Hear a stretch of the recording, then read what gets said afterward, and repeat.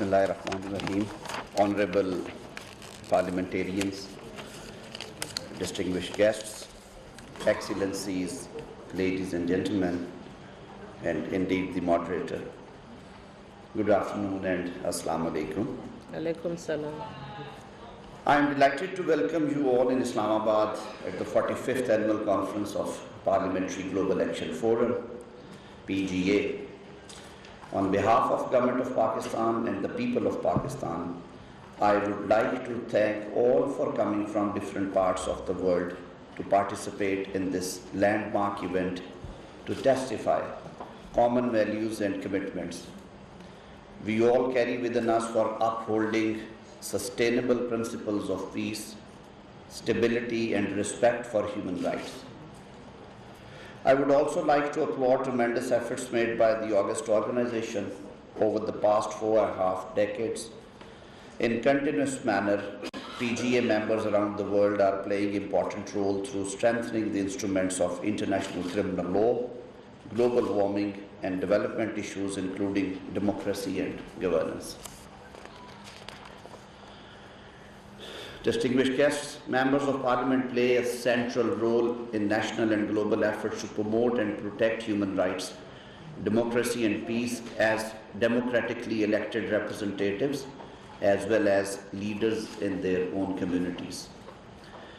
Since its founding in 1978, Parliamentarians for Global Action have made significant progress in areas of major global importance, such as disarmament and peace negotiations, measures for non-proliferation and mass destruction, illegal trade in small arms and light weapons, maritime protection, sexual orientation and gender identity, reproductive health as well, early and forced marriages, migration and development, reform of democracy and human rights. The present state of the world calls for our focus to the dangerous issues: war, economic inequality, climate change, and even democracy. This is the high time parliamentarians from around the globe should come forward to take such pertinent issues head on and influence domestic and international policies for addressing these. Looking at the Pakistan's context, these concerns are very important, where combating climate change along with political and social change is a well-known community challenge. For many years, we have lived in a situation dealing with the past and organizing development and peace in a difficult area. We strongly believe that the solution to problems that the world is currently facing is a global approach and cooperation, which is why we are happy to hold this meeting today. Having said that, I would like to highlight the challenges and factors that contribute to the variances in the implementation and adoption of reforming national laws in context to ICC. One of the key factor is the cultural and social context, like the laws reflect local values, norms, and historical experiences, and we have to actually bring those in conformity. Political systems and institutions are the second element. Different governance structures, political ideologies, and interest groups influence law reforms, and we have to deal with these. Then comes the economic conditions, of course, play a very pivotal and basic role. Economic development, resources, and priorities impact law reform adoptions. And then come the legal traditions and frameworks. Indeed, we hail from different legal backgrounds. The civil law and common law are the two examples. Besides, countries adopt reforms at different pace due to varying capacities and priorities. Some countries adopt comprehensive reforms while others make incremental changes. Therefore, effective implementation and enforcement of reform laws vary across the countries. Pakistan's contribution to international peace and justice is one of the areas I'll take a minute. Pakistan has always stood for the values of peace, stability, and human freedom. We have participated in many UN peacekeeping operations and actively participated in various regional and global peace initiatives. We firmly believe in peace and peaceful solutions of the world disputes, including the issues of Palestine and Kashmir, which are facing serious violations of human rights. And when we talk about Gaza, the history will tell us that how painful this dispute is. Violation of human rights, and unfortunately world is failing to effectively intervene for peaceful solution of the conflicts. In this context, yes, complementary principle has been violated.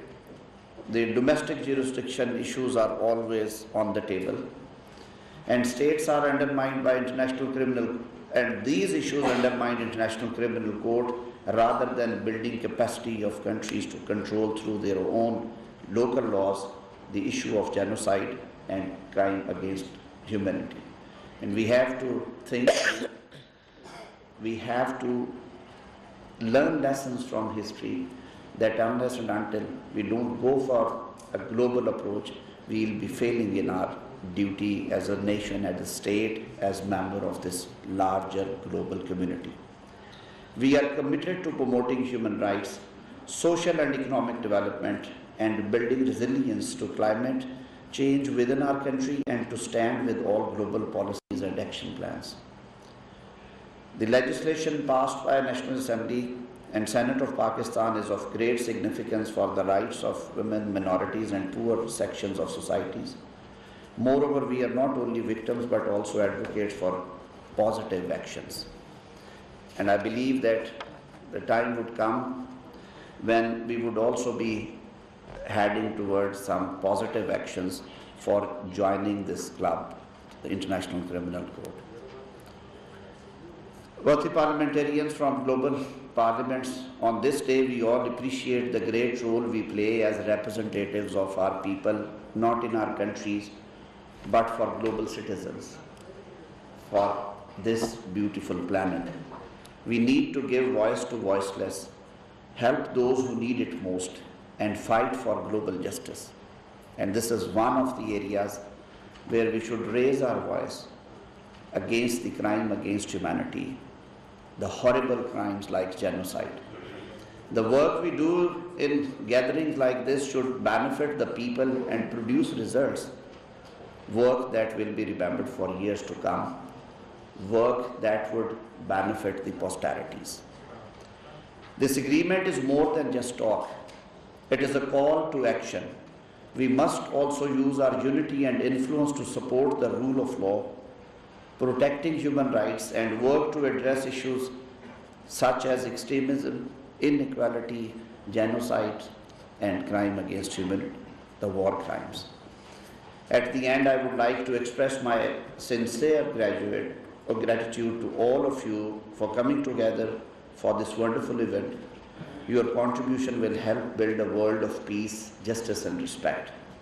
I believe that it is not too late to engage in dialogue, conversation, and work together to create an era of justice, peace, and prosperity for all across the world. Pakistan is working with the rest of the world to achieve these goals, and we look forward to working with each and every one of you to realize our shared dreams. Thank you very much.